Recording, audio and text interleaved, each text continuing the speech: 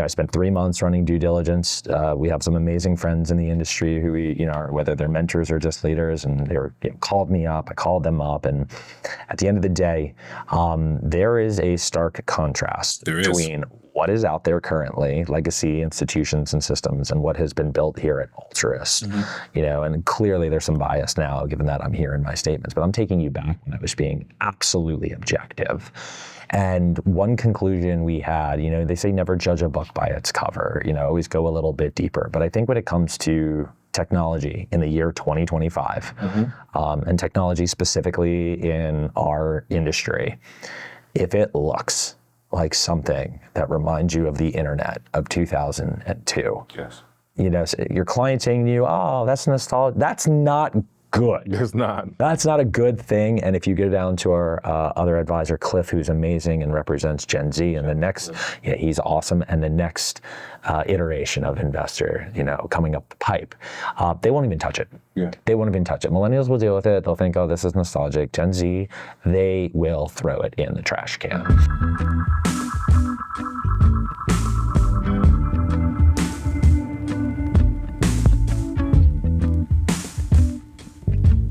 Welcome back to another episode of The Advisor Journey. I'm your host, Desarte Yarnway, and today you're in for a special one.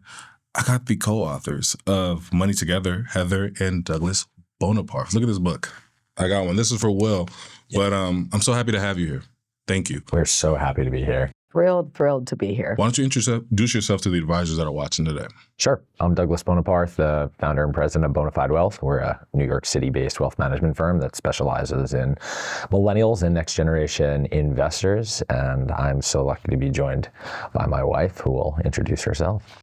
I'm Heather Boneparth, the Director of Business and Legal Affairs for BoneFide Wealth and the co-author of our new book, Money Together. Amazing. I think people want to know, how do you have time to do this, do content, right? And put your authentic self in what we see online every single day? Yeah, I think a lot of it has to do with ambition, but I think most of it has to do with doing things that you love to do. Right. The vast majority of things that I do, even the mundane sometimes, I really do love it. I'm very, very fortunate that not only was I given a early shot at learning the business, but, just because you get an early opportunity doesn't mean you're going to fall in love with it. Yeah. So I got very fortunate with that one. And as far as coming up with the time, I think that's the greatest challenge, right? Because as you grow, you find capacity constraints there. And honestly, those are the things that, whether they keep you up at night or the things that you think about, that is how then you go try and solve, how do I get that time back, or how do I create more time? How do I, that leads to the future growth.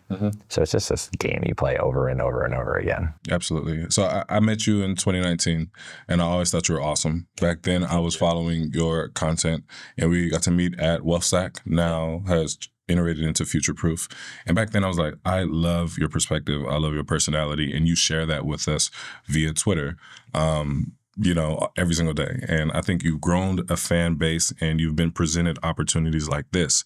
How did creating content on the mediums that we all have access to lead eventually to you writing a book together? There's a piece of Doug's social media game and platform that people don't see. And, I think relatability, sure, it's wonderful and it's been a wonderful marketing tool for us. But there was a point, very honestly, I'll speak very candidly, there was a point where we felt like, what's next with this?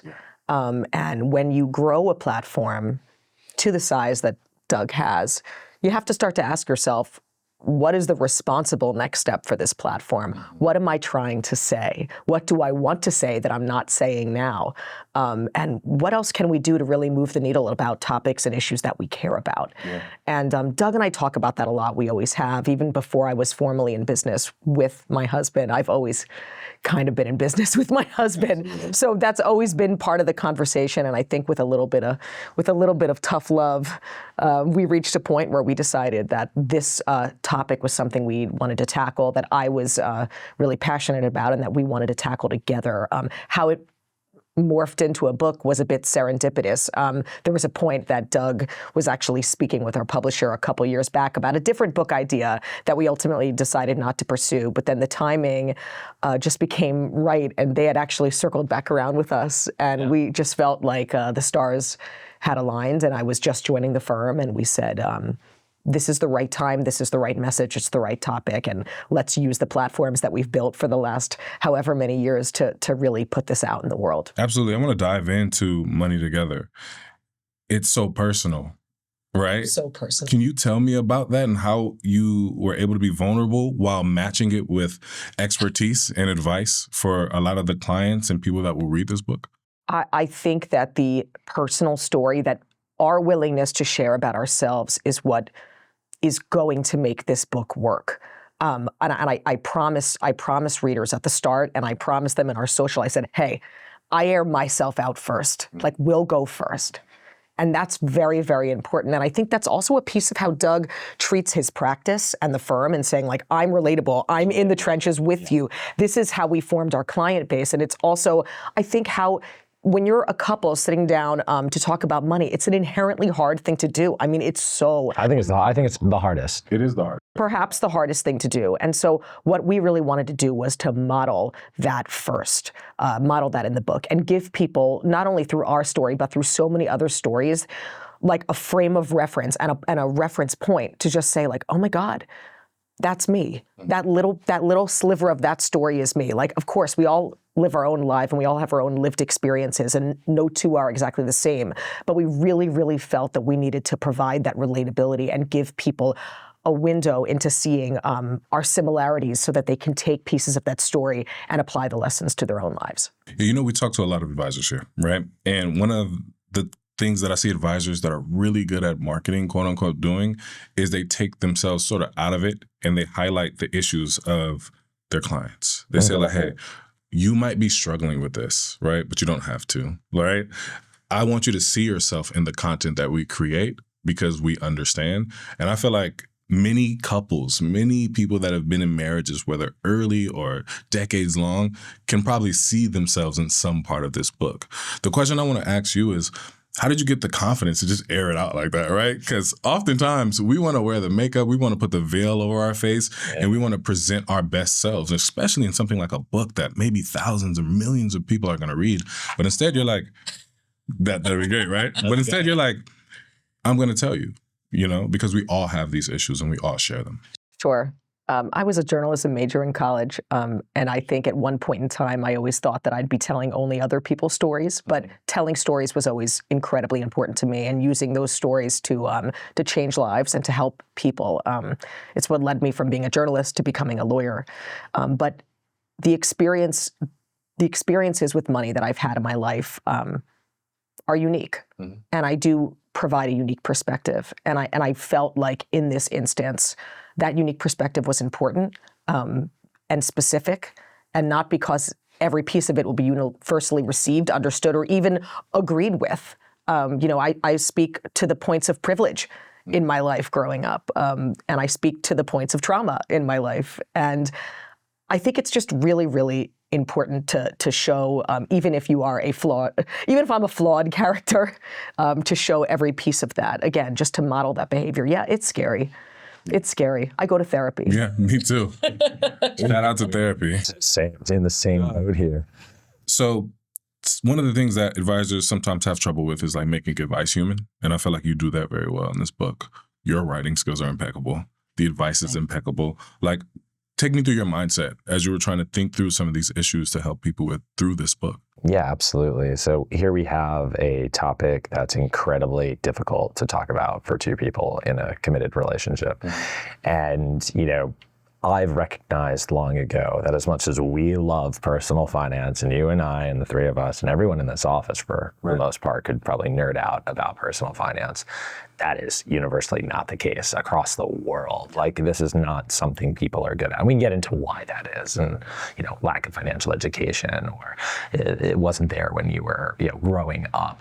So it was extremely important to figure out a way that people could, as they're reading something, we knew if like this was another budgeting book and how to set up joint bank accounts, like throw it in the dumpster. No offense to those who've had success doing that. There's a million of them. There's some great ones out there. We knew we needed something that would stop a reader dead in their tracks to be able to say, honey, come in here. Like, this sentence, paragraph, chapter is expressing something that I am struggling to put words to, and here are the words to it. And then what will happen from that is a conversation that hasn't happened before in a relationship. What will happen is perspective will be gained, so that the next time they're out in the wild living life, and it's a purchase, it's an event, it's something, you now have one partner with the perspective, oh, my other person feels this way. I'm going to maybe change the way I word it, change the way I act around it.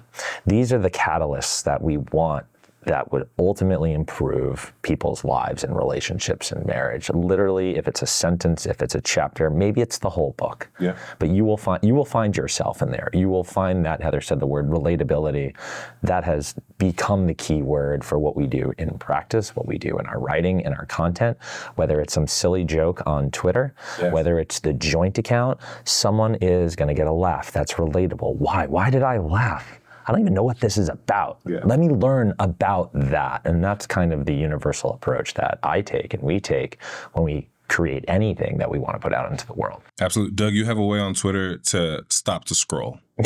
Heather, you have a way with this book on turning the page. And my goal for this book, and I'm already reading it, I'm almost done, but it's to like pass it along. And it's already passed that test. So every time I read a book, I'm like, can I pass this along? That's what we need. Definitely passed that test. And I can't wait for everybody else to read it as well. I wanted to ask you, what are your goals for the book? Like, what do you hope that people take away from this, Heather? Because, I mean, you put your heart and soul into this project. What is your hope for people as they read Money Together? I want people to find more fairness in their lives, in their relationships. I truly, truly believe that equity, I mean, I just saw a statistic today, this year for the first time in several years, and I truly believe that equity out in the world begins at home. And I want to give people, and it's not just women, but oftentimes it is, but I want to give partners who might feel like they've lost themselves in their relationship, which can easily have a lot to do with money. I want people to find their voice again and to have their needs met, to have their goals planned for, and their perspectives shared with their partner, and just create fairer, more equitable, sustainable relationships. That's what I hope. The more people we can reach with that message, the better. Yeah, I definitely feel that hope through the book. And I hope for that as well. I wanted to have you give advice to the advisors, right? Because what you've done is you've made it okay to play outside of the box, right? Because when you are an advisor, what you're doing is most of the time being buttoned up. You feel like you have to do it a certain way, use certain technologies. You're playing within the confines of what you've been classically trained to do. And you're not doing that at BoneFide Wealth. You're not doing that through this book. You're not doing that on Twitter. So what advice would you give to advisors that want to amplify their voices, whether that's online or within their communities? You know, if you're a CFP or you're doing financial planning and you're providing that kind of value to your clients, you're already a step ahead. But that doesn't necessarily mean you're going deeper into the work that can be done. And when there's more work to do, there's more value to provide. So sure, you're delivering a wonderful financial plan, but do you have the attention of both people sitting across the table before you? And a lot of times you can see there's one quiet partner and someone looking at it that way. So kudos for getting them there. And it's even worse if one's not there, then there's bigger questions asked. But now we can provide you with a tool to engage in a way that maybe is uncomfortable for you, but you'll get more comfortable with it because you're going to bring your clients from being uncomfortable to being more comfortable with the conversations you're having, not just around money, but what they want out of their life. What kind of, Heather said, fairness can you bring to your relationship? And ultimately for me, it's happiness. How can we get you to live a happier life and have a happier relationship? That you got one crack at all of this.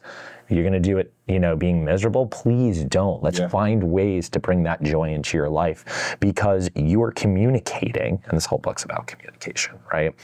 You are communicating on a level that you haven't communicated before. And what you want to do for your clients in their lives is what you want to do in your relationship with them.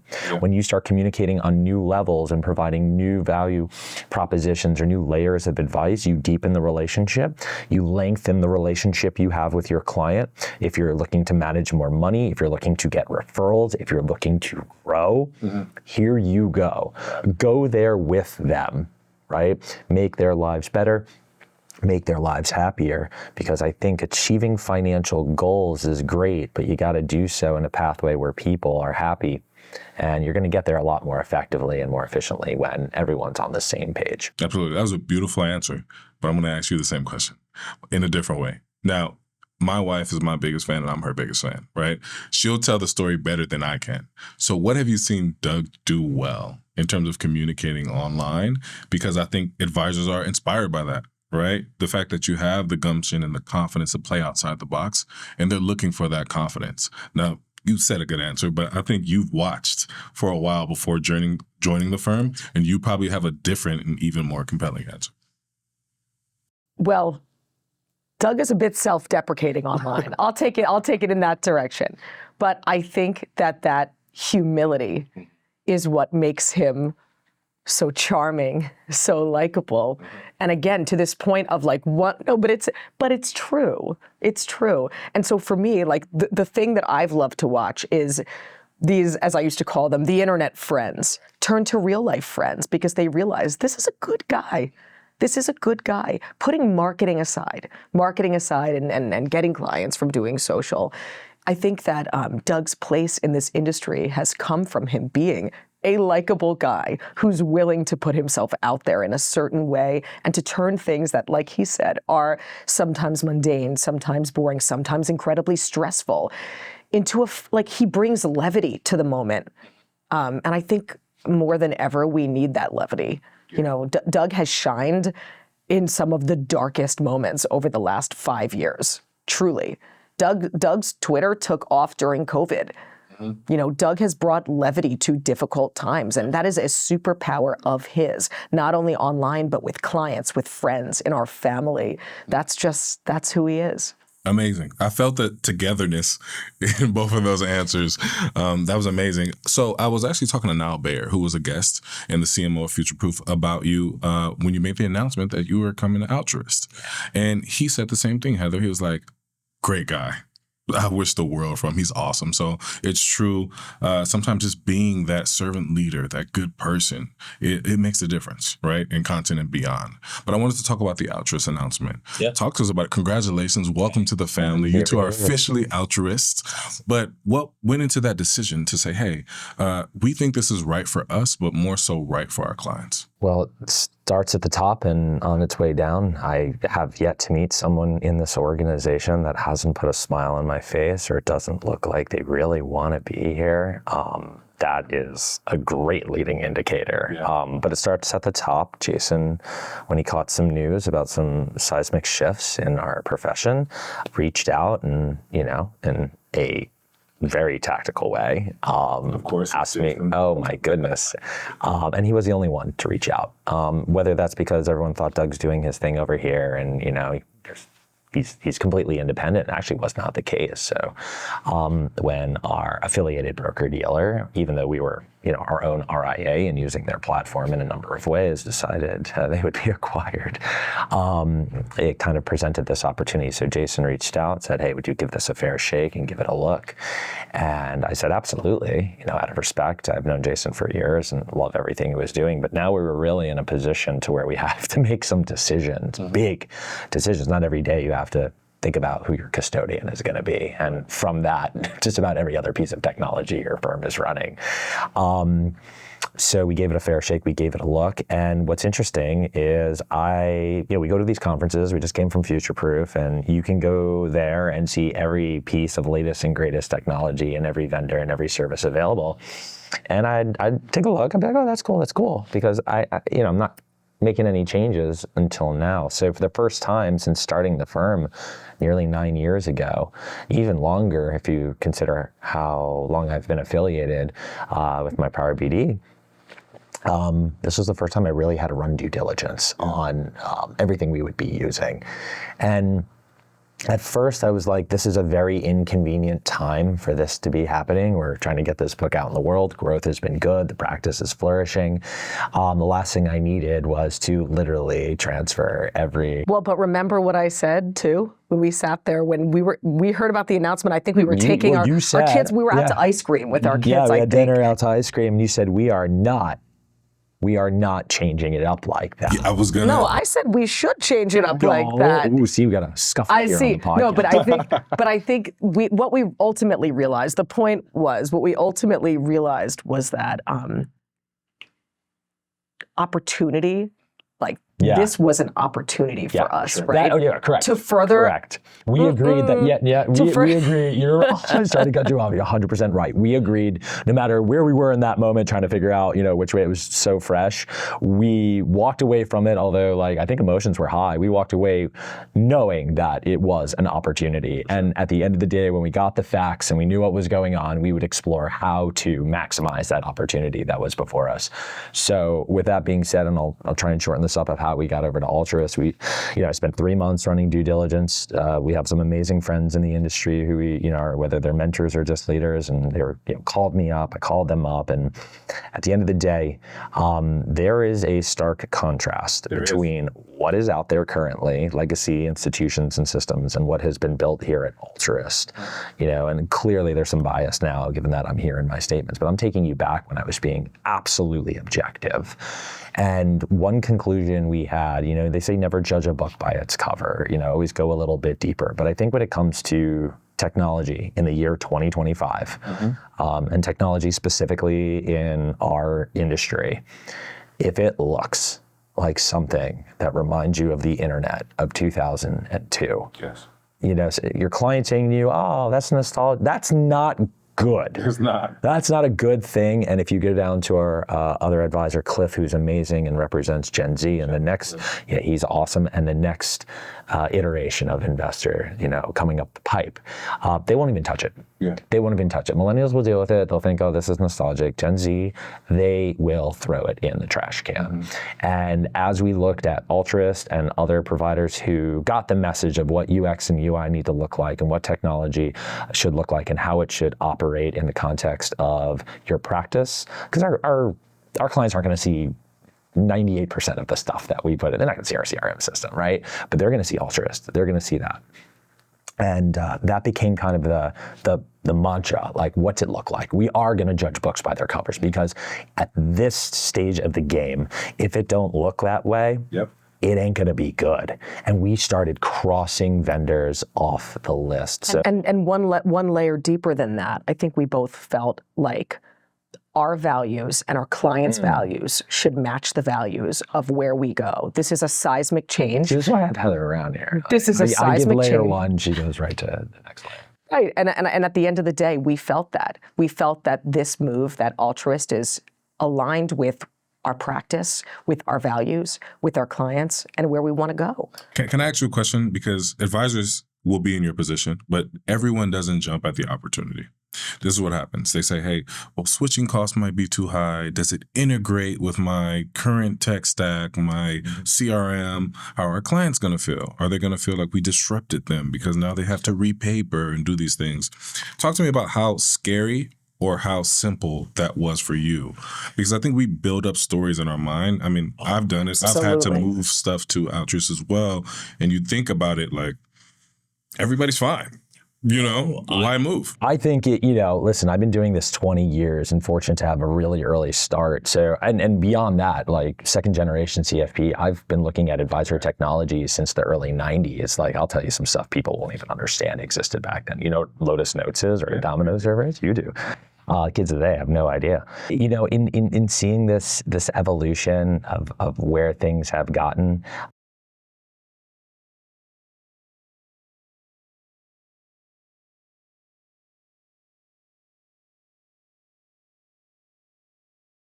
During Hurricane During Sandy. Hurricane Sandy, in New York you don't City. need the visual, like in my underwear for 3 days, running ragged, like getting it done because you needed to get it done. Every advisor that is going to go through this, yes, you need to execute. Like we were very lucky that, our former BD rolled out the red carpet to get us out. Not everyone's that fortunate. So shout out to Commonwealth for actually being amazing in this category. I have nothing but the best things to say. I'll name them by name here.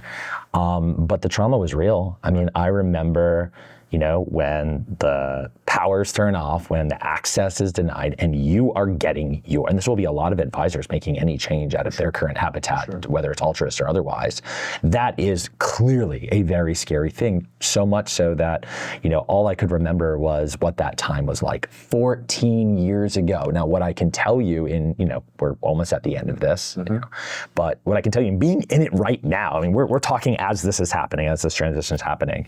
Oh my God. That's what we want to hear. Thank you.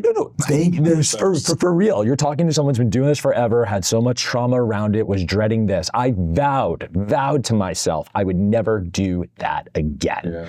And that's why I went RIA only affiliation, because I didn't need to move the money. I could stay at a place that gave me the services that I had and still be my own RIA and think I was truly independent. And for the most part, you are. But this move, that half step, or maybe the full step forward into independence, and to be able to do it, whether it's through the digital onboarding process, the teams you run to help us get there, I actually did not anticipate it to be as smooth as it is. And what this decision has done for us too is opened up the doors to everything we can improve about our firm.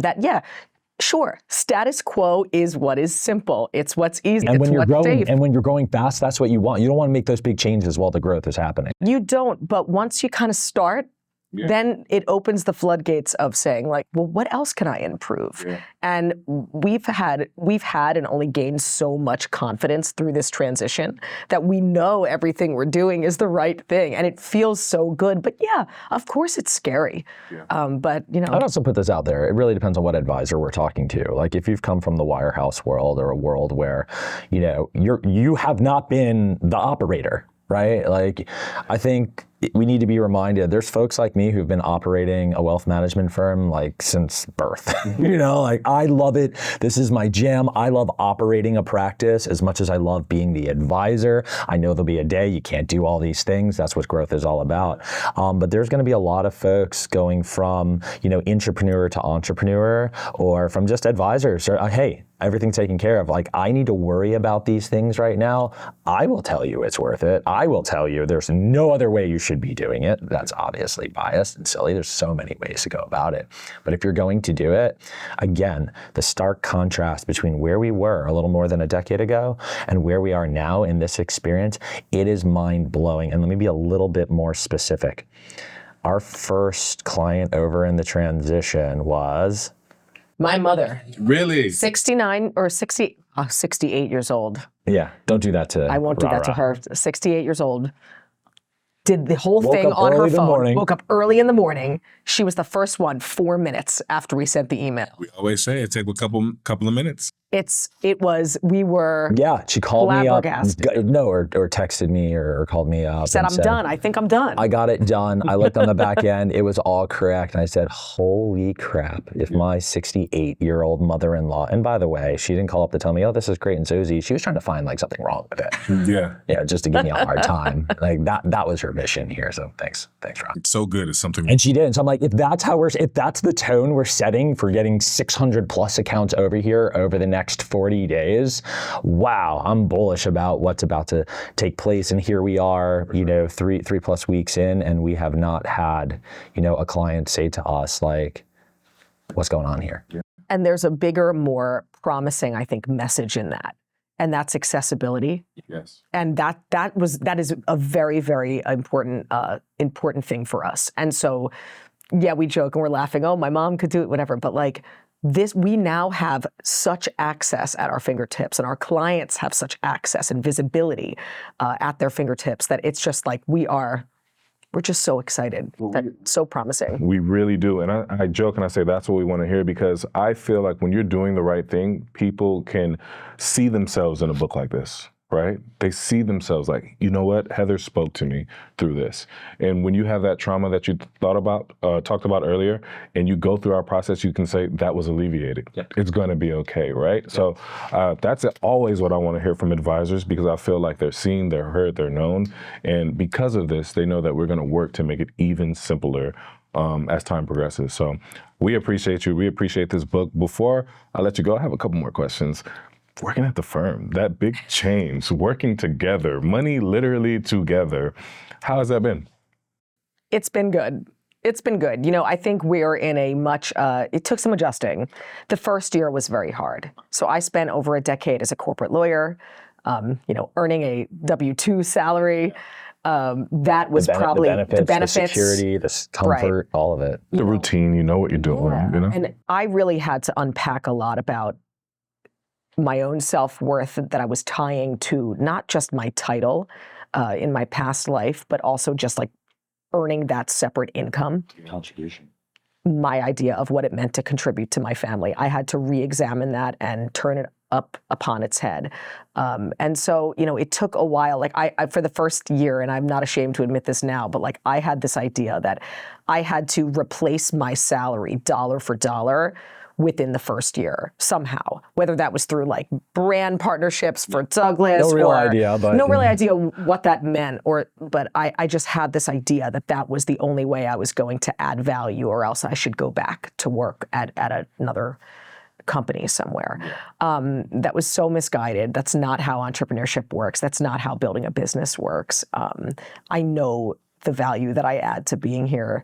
But it took me a while to really like sit in the discomfort of change in our own lives and what stories I was telling myself about the time that I spent at work. So to be honest, it took a while. Now I think it's great. I think that I offer something to Doug and to Cliff and to Marie, our VP of Ops. I think I offer perspective. I offer a 30,000 foot view over a lot of what we do, just for my own business. Oh, it's one thing to have your own general counsel. Yeah, I know, right? That's insane. I try not to be a no person. I try and be a yes person, but sometimes I'm a no person. That's to keep us safe and keep this idiot smart and make sure the wheels don't come off, or we don't, have a self-inflicted wound here. But on a relational level, it's been great. I think we actually we got there. It took a little bit, but we're doing a better job balancing out our boundaries with our kids and our lives and work and fun and I would, we talked about a little bit about mental health and therapy and all of this, and whether it's a therapist, whether it's working out every day, whether it's, I think there is a particular attention that we gave our health, our mental health, our physical health. We're very self-aware of how almost obnoxious it is about how much we do together, write a book together, live together, raise kids together. Of course, we're married and all that. But we work out together. I mean, you do everything together. Almost. So I sometimes say, like, did I get me time? And we're actually mindful of that as well. Do we have time for our own space and our own stuff? Which is, I think, the hardest thing to come by these days because of all the stuff we do together. But I would encourage anyone to get what you need to keep yourself together, and that everything that leads to a better life and you as a better person is a long game that you're playing. This is universal.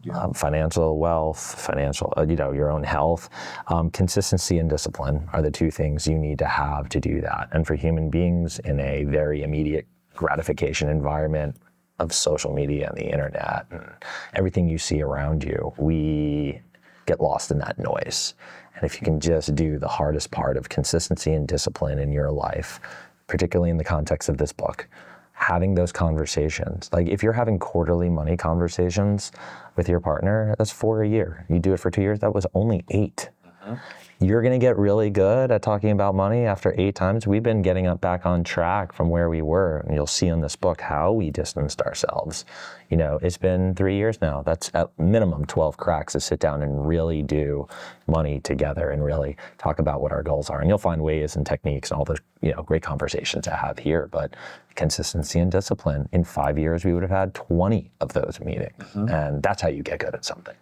I keep coming to this back page, and I love this line, and it says, "Money talks, are you listening?" what should clients and advisors be listening to? What should they be leaning into, right? I think that everyone, and Heather would agree with this, I think everyone is talking about money or saying something. It might not be coming out of your mouth, right? It could be how you're acting. It could be literally what's unsaid and unspoken. And we want you to figure out what those messages are so that you can catch them and see them before they turn into an issue that leads to resentment, or you'll read about financial infidelity. I mean, these are game enders that you do not want. And we talk about one of our favorite things from the book is you do not win the game of money. It's an insidious, crazy game that we play.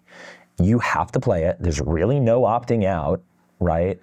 And all you get to do is play a different level of the game and change the game. The rules kind of, move on you here. And you get to go play that game now over and over and over again. Oh, and I'll say it a little differently too, that our life moves in seasons, right?